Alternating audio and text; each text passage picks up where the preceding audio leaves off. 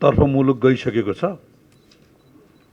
निर्वाचनका बारेमा नेकपा एमालेका कतिपय प्रश्नहरू हामीले उठाइरहेका छौँ। त्यो बारेमा सरकार र निर्वाचन आयोगले उचित जवाफ देला भन्ने लाग्छ। पहिलो कुरा त जुडिसियल इभेजन भन्छ। न्यायिक प्रक्रिया आतंकित भएर, डराएर अथवा लोभ प्रलोभनमा परेर अथवा हस्तक्षेप भएर प्रक्रिया ढिला गर्ने, न्याय नदिने, दबावमा पर्ने, भोलि महाभियोग आउला भन्ने अथवा राष्ट्रिय अन्तर्राष्ट्रिय शक्तिहरूको सामु डराउने पन्छने एउटा प्रवृत्ति देखिएको छ र त्यो प्रवृत्तिभित्र संसद पुनर्गठनको न्यायिक निरूपणको विषय अल्झिएको छ। आज पनि पेशीमा चढ्छ भनेर हामीले अपेक्षा गरेको फेरि तारिकमा सरेर प्रधान न्यायाधीश लगायतका न्यायाधीशहरू चाहिँ लाग्दै नलागेको रोग लागेर गायब हुने, फोन अफ गर्ने पन्छिने एउटा प्रवृत्ति बनेको छ। यसबाट के बुझिन्छ भने हामी निकै ठुलो वैदेशिक आक्रमणमा छौँ र हाम्रो सर्वोच्च अदालत, उच्च र जिल्लाका अदालतहरू मात्रै जलेका होइनन्, हाम्रो न्यायिक प्रणाली नै जलिरहेको छ भन्ने कुरा यसबाट अनुभूति हुन्छ। त्यही भएर हामीले संसद पुनर्स्थापनाको प्रक्रियाको बारेमा सर्वोच्च अदालत भाग्न पाउँदैन। यसको निरूपण तत्कालै गर्नुपर्छ र संसद पुनर्स्थापना हुने हो भने निर्वाचनको नाममा भइरहेको यो सारा गतिविधि र खर्चहरू अनावश्यक कुरा हुन्छ र नहुने हो भने ढुक्क जानु पाइन्छ। त्यही भएर यो न बिरालोको चाल न कुकुरको चाल भने जस्तो गतिमा निर्वाचन जुन अगाडि बढेको छ र आम जनता र आम राजनीतिक दलहरू पनि सर्वोच्चको फैसला नभएको हुनाले के हो भनेर निर्वाचनमा त्यति धेरै घुमेको स्थिति छैन। सबभन्दा पहिलो कुरा चाहिँ म सर्वोच्च अदालतलाई अनुरोध गर्न चाहन्छु। दोस्रो कुरा, सरकार कुनै दलको प्रतिनिधि जस्तो भूमिकामा आउनु हुँदैन।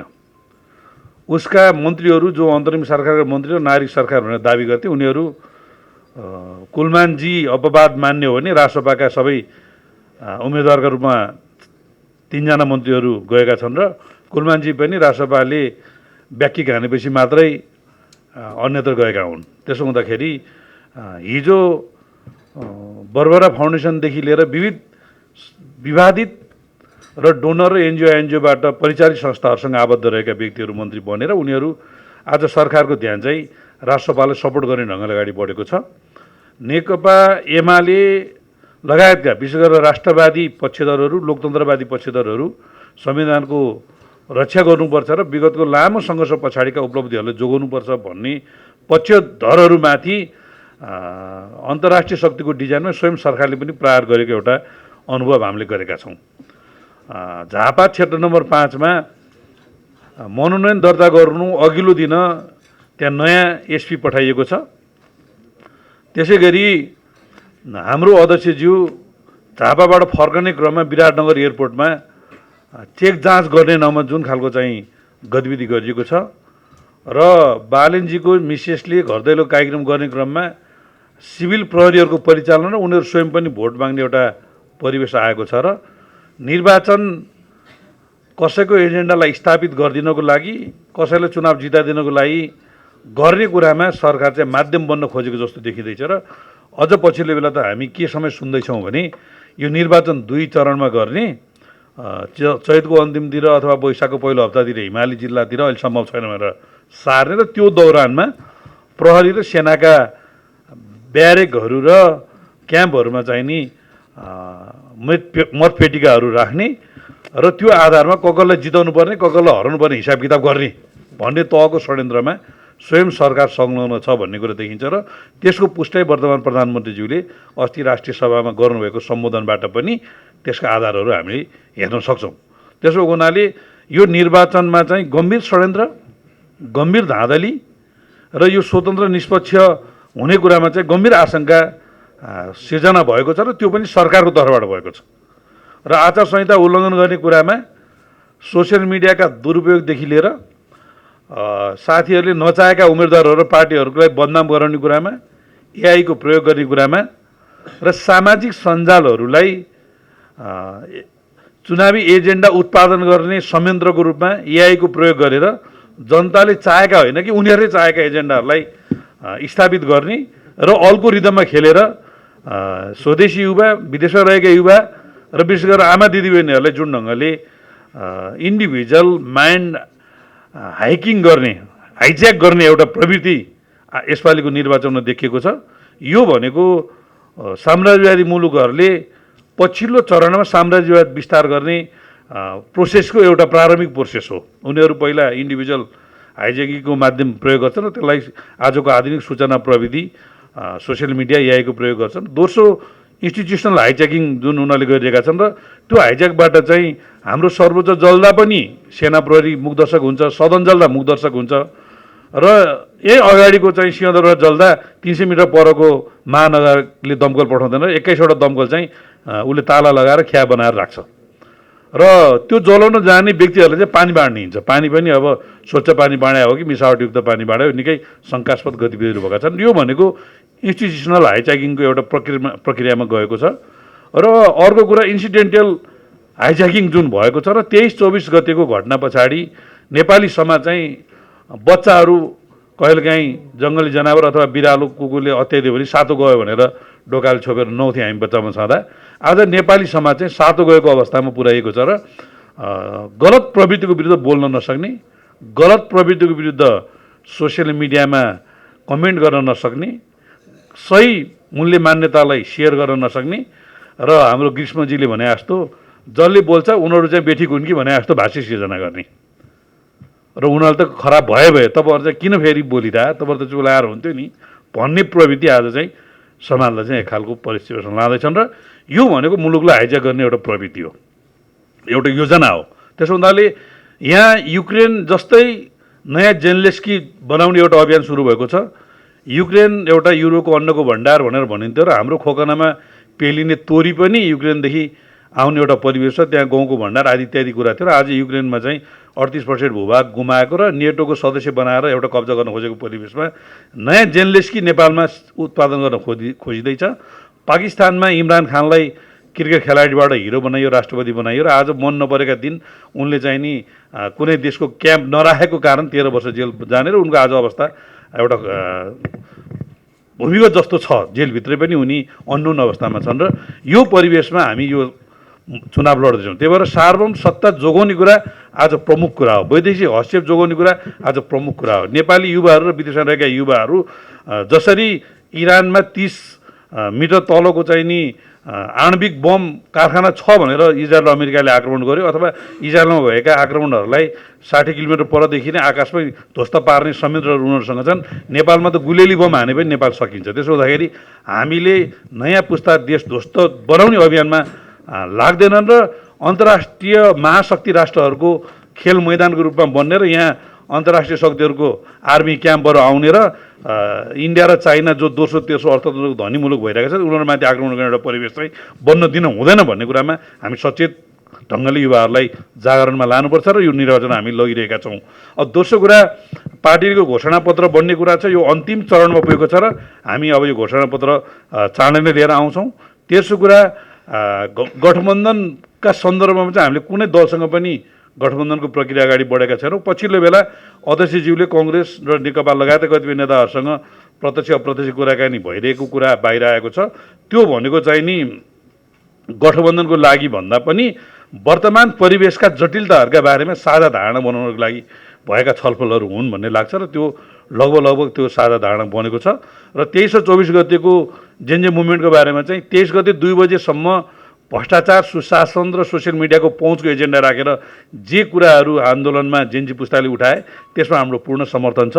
2 बजे पछाडि बिरुवा पनि नखोल्ने र तोडफोड नगर्ने भनेर घोषणा गरेका जेनजी नेताहरूले आन्दोलन घुसपेट भएर अनियन्त्रित भएपछि उनीहरू फिर्ता गरिसके पछाडि सदन जलाउनेदेखि लिएर सोही दिन 19 जना व्यक्तिको हत्या गर्ने र भोलिपल्ट 24 गतेको मुलुकलाई ध्वंस बनाउने जुन परिवेश बन्यो त्यसको विपक्षमा हामी छौँ र यो आन्दोलन होइन, यो चाहिँ मुलुकमाथिको आक्रमण हो। किनभने न्यायपालिका, कार्यपालिका र व्यवस्थापिकामाथि आक्रमण भएको छ र मुलुकको यति ठुलो संरचनाहरू ध्वस्त भएको छ। त्यसको हुनाले जेनजीका जायज मागहरूलाई सम्बोधन गर्दै त्यहाँ त्यो दिन भएका शहीदहरूको सम्बोधन गर्दै त्यस पछाडि भएका जस्तो रवि लामेछाने भाग्ने क्रममा 10 जना व्यक्तिहरू उनले 14,000 कैदी भएकोदा मरेका छन् र ती मध्ये एकजनाले काभ्रेमा गएर श्रीमती मारेको छ, एकजनाले धादिङमा गएर आमा मारेको छ। त्यसै गरी भाटबोटी जलाउने क्रममा 12 जना मरेका छन् र हाम्रो नेपाल प्रहरीका चाहिँ 500 चौकी जलाउँदै 6 जना प्रहरीहरूलाई सिसाले घाँटी रेट्नेदेखि लिएर ढुङ्गाले हानेर मार्ने तहसँगका अपराधिक गतिविधिहरू भएका छन् र यसमा डिस्कर्ड जस्ता अपराधिक च्यानल प्रयोग भएको छ र मानव खप्पर र क्रसबोन जस्ता च्यानलहरू देशभरि भएका छन् र हाम्रो 11औं मुलुक जहाँ जेनजी मुभमेन्ट भन्ने हो र यो जेनजीहरूलाई उचालेर कुनै बेला जातीय राज्य, कुनै बेला पहिचानका राज्य, कुनै बेला एक मधेस एक प्रदेश जस्ता मुद्दाहरूलाई एमाले लगायत राष्ट्रवादी शक्तिहरूले डिफेन्स गरेका कारणले आज घर घरमा हामीले किनिदिएको मोबाइल, हामीले किनिदिएको चाहिँ नि ल्यापटपमा प्रयोग गरेर हाम्रो पुस्ताको बिचमा घर घरमा झगडा बनाउने एउटा षड्यन्त्र भएको छ र यो चाहिँ साम्राज्यवादी शक्तिहरूको नेपाल जस्तो देशलाई हाइज्याक गर्ने र कब्जा गर्ने एउटा योजना हो। यो कुरामा हाम्रो पार्टीको स्पष्ट दृष्टिकोण छ। अब त्यो बाहेक अब भ्यालीभित्र र उपत्यका भक्तपुरभित्रका थोरै एजेन्डाहरू राखेर म आफ्नो कुरा सक्छु। अघि यहाँ कुरा आयो, हाम्रो ईश्वर कमरेडै सहरी विकास मन्त्री हुँदाखेरि हामीले उपत्यका विकास प्राधिकरणको अवधारणा ल्याएका थियौँ र उपत्यका राजधानी भएको हुनाले यसको एकीकृत विकासको अवधारणा आउनुपर्छ भन्ने हाम्रो मान्यता हो र 11औं महाधिवेशन पछाडि पार्टीको सङ्गठन पनि हामीले राजधानी केन्द्रित गऱ्यौँ र राजधानीमा एकीकृत विकास हुनुपर्छ। ट्राफिक र प्रहरीको बाहेक अरू एकीकृत अफिसहरू यहाँ रहेनछन्। त्यसो भएको हुनाले उपत्यका विकास प्राधिकरण त्यो चरणमा आयो।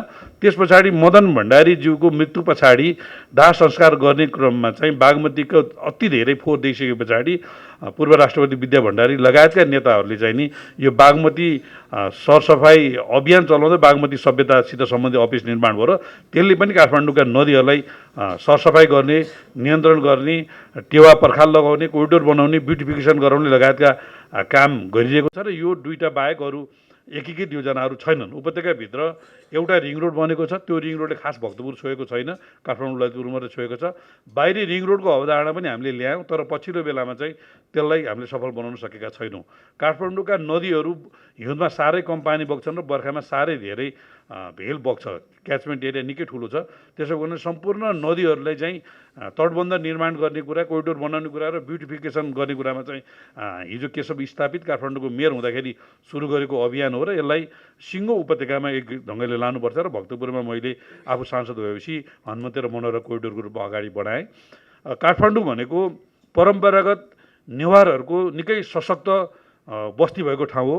उहाँहरूको कला, संस्कृति, भाषा, सभ्यता, खानपिन यो सबै अन्तर्राष्ट्रिय समुदायको लागि एउटा आकर्षणको केन्द्र छ। त्यस भएको हुनाले हाम्रो परम्परा र संस्कृतिलाई मेरो गौरव, मेरो पौरख, मेरो काठमाडौँ भनेर केशव स्थापितजीले जुन नारा दिनुभएको थियो, मध्यपुर नगरपालिकाले चाहिँ पुर्खाले साँचेको सम्पत्ति, कला हाम्रो सम्पदा, हाम्रो सम्पत्ति, पुर्खाले साँचेको चाहिँ सम्पत्ति जस्ता नाराहरू दिएको छ र हामीले यसलाई पर्यटकहरूको एउटा आकर्षणको केन्द्र, मल्लकालीनदेखिका भौतिक सांस्कृतिक संरचनाहरू र हाम्रा अभौतिक संरचनाहरू, हाम्रा बाजा गाजा, जात्रा, भजन खल, होइन, बाँसुरी खल, धिमा खल लगायतका यी चिजहरू र हाम्रा परम्परागत खानपिनहरू, हाम्रा चाहिँ छोइला ओइला जस्ता चिजहरूलाई पनि हामीले चाहिँ ब्रान्डेड गर्ने खालका एउटा योजनाका साथ नेकपा एमाले यसपालि जानेछ। त्यसै गरी भ्यालीभित्रको काठ एरिया जहाँ चाहिँ नि परम्परागत बस्तीहरू छन्